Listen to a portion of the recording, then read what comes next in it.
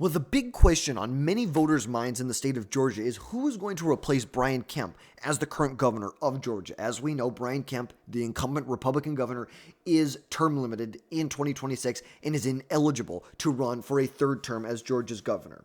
And the big question, who is going to replace him? Who is going to be the next governor from the state of Georgia? Now, we know Georgia is a very, very nuanced state where, look back in 2018, you look on the governor's side.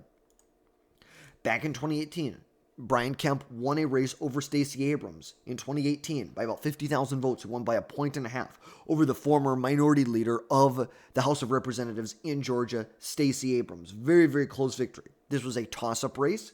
Very, very close. We know Georgia has been trending much more to the left. It is a very purple state for a state that used to be extremely Republican. It's like you can look back. Look at this. In 2008, McCain won it by 5.2 points. Even in a rough year for Republicans, McCain still pulled out by 5.2 percentage points. Go back to 2000. Bush won it by 11. Bush won it by 16 in his reelection. 16 points he won it by. Just absolutely insane he won that by. But now we can see Georgia voted for Trump by 5 points, voted for Biden by a fourth of a point, then voted for Trump by 2.5 points. But Brian Kemp won a very close election back in 2018. Fast forward 4 years, his re-election campaign. Brian Kemp won against Stacey Abrams, again, won a pretty big election, I would say. He won by 7.5 points here. Granted, this was a year that was not great for Republicans. It really wasn't. This was not a good year. It was supposed to be a massive red wave, and there was kind of a trickle in Georgia and in Florida and in New York and in California, but that's about it. Especially if you look at the House side, you can see that, especially in like California in 2024, look at this. Republicans picked up a number 1, 2, 3, 4, 5, 6, 7. This may be 8 right here. 8 different seats that they picked up in that state. You look at the state of Florida, picked up 1, picked up 2, picked up 3, picked up 4. Then you go to New York, you saw this. Huge pickup in New York. 4, 3, 17, and 19 were all picked up by the Republican Party. Obviously, it didn't hold because look at all those flip back to the Democrats, but it was that's where the Republican red wave was in 2022. But it was also in Georgia, because remember, in Georgia, in 2022, Brian Kemp won by 7.5 points. But at the same time, on the same exact ballot, Raphael Warnock won re-election by almost 3 percentage points. So very, very nuanced. But we know that Brian Kemp is one of the most popular governors in the country. This was approval ratings that were done a couple months ago that show Brian Kemp's approval rating was around 64% in the state of Georgia. 64%. That's pretty big. That is pretty big. Now, most governors are above water. There's only one governor in America that's underwater, I believe, according to last polling. I believe it was from Pew Research who did the most recent poll that I saw. But obviously, he has a 33-point margin here. That's pretty good for an incumbent governor. Very, very good for an incumbent governor in the state of Georgia, especially in a state that has been shifting more and more to the left over the last number of years. There's no doubt about that.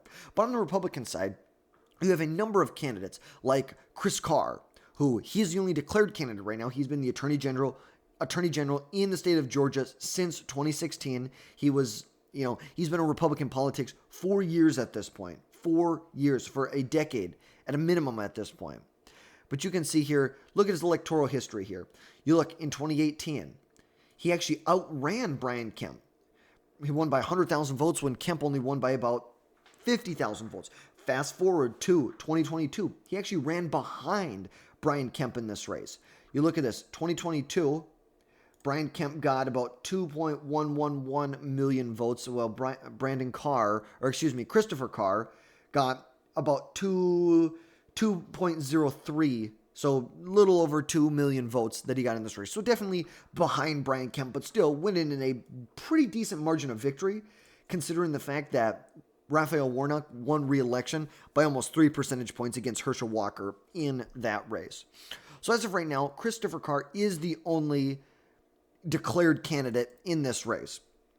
A number of other people have expressed interest, and you have to remember there was also a very competitive Republican primary on the Senate side to go up against Jon Ossoff in 2026. So you have to remember that not everybody is jumping. This is definitely a thinner pack of Republicans here relative to the Senate side. Marjorie Taylor Greene has expressed interest. Burt Jones, the current lieutenant governor, Buddy Carter, and Brad Raffensperger have all either expressed interest or shown some potential that this is a race they could run for. Ultimately, I think Chris Carr or Brad Raffensperger would be the best, or it's like really anybody but Marjorie Taylor Greene. I think Chris Carr will be best positioned to. That's just my personal opinion. But ultimately, Marjorie Taylor Greene should stay as far away from this as possible. Look, she is an advocate in the House of Representatives. And recently, I used to kind of like her, but, the last 2 years, I really have started to dislike her. I really have. I don't know, maybe just not my cup of tea. I just don't like her that much. I think she's doing a halfway decent job, but I feel like she gets distracted by these kind of conspiracy theories at times that pull people off, and you're not focusing on the issues that actually matter at the end of the day. And remember, she represents a district that voted for her by like 30 points in Georgia. It's like, this is not like a competitive district by any means. Like, this is not competitive by any means. So I don't think it would fare well statewide, considering the fact that the state has been shifting to the left in recent years. You look at this. This was in the 2024 election. Remember, 2024 election. Here's the 24 election. You see in the Atlanta metro area, you see the margins for Harris actually increase in 2029. You see in Biden won it by 70 there. She only won it by 69. You look 46, 44. But there are definitely some counties where she has definitely increased. Look at this, 25 to 31. She's definitely increased on the margins there. There are more and more liberal voters in this neck of the woods. And this is where the most populated area of the state is. No doubt about it. So I don't think it would be very wise to run a conspiracy theory-esque candidate in a statewide race that's actually going to be competitive. I just wouldn't. Because the same thing goes on the Senate side of things. Brian Kemp needs to jump in this race. He needs to be the one who is in this race. Because if he does, you're looking at such a great, it's like, this would be a flip. Ultimately, right now, I have it as a toss-up. If Brian Kemp's in this race, this is where I've got it at. It's kind of the same thing with North Carolina. If Roy Cooper jumps in, this is where I've got it at. Very, very different. Obviously, would be a very different election with the governor in that race. But as of right now, when you look at the poll, and there's only been one poll done, and it was almost 2 years ago at this point, something you should really disregard as of right now. And on the Democrat side, it really seems probable that they are going to put their support behind the two-time loser in the last two governor's elections, Stacey Abrams. It very much seems like she is going to run for the governor's race again. She believes that she could win this time. There's also been a state senator from the 6th district, the former mayor of Atlanta, and then you have a U.S. representative from Georgia's 6th congressional district, Lucy McBath, and then Michael Thurham, who's the DeKalb County CEO. These are the biggest. It's like, obviously, Stacey Abrams, I believe if she jumps in this race, they're going to give her the nomination. Don't have any doubt in my mind about that. But I would say right now, it's like, this is listed as a toss-up or a battleground. It really is going to come down to who do the Republicans nominate, who do the Democrats nominate.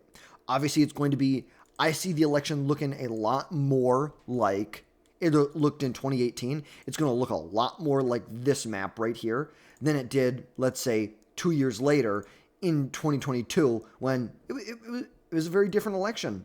It was a very different election then when Brian Kemp won. But you were going to have some of the repercussions. What are we seeing? Obviously, there's going to be a lot of national attention poured into this race. A lot of money poured into this race simply because Jon Ossoff will be running in the Senate. You have two big elections in the state of Georgia. A lot of money and a lot of attention is going to be poured into it. Ultimately, though, I am leaving this as a toss-up race. If we're being 100% honest, you have to put this as a toss-up. There just isn't enough to know at this point. But I do believe that if it came down to it, I do believe Chris Carr would win. The current attorney general would win this race here. It would be very good for the Republicans to hold this seat here. But ultimately, Could I see ticket splitting? Could I see Ossoff getting reelected if Brian Kemp isn't on the ballot for the Senate? Absolutely. Keep Marjorie Taylor Greene as far away as you possibly can from these statewide elections. If you want to lose, nominate Marjorie Taylor Greene, unless she just somehow moderates up over the next year. But still, there's a lot of baggage you got to shake there. And we know Republicans and independents and moderates do not give down ballot Republicans or Democrats as much leeway as they give people like Trump. Trump gets a lot of leeway in the minds of voters. But if the same things were to be done to a state senator, or even just a senator or a congressman or a governor, they don't give them the same leeway that they give Trump. So that is the overview. I believe that Chris Carr probably is best positioned as of right now to be the next governor from Georgia. But we're going to see what happens. A lot still to play out. But let me know your thoughts down below. Don't forget to hit that subscribe button, and we'll catch you next time, folks.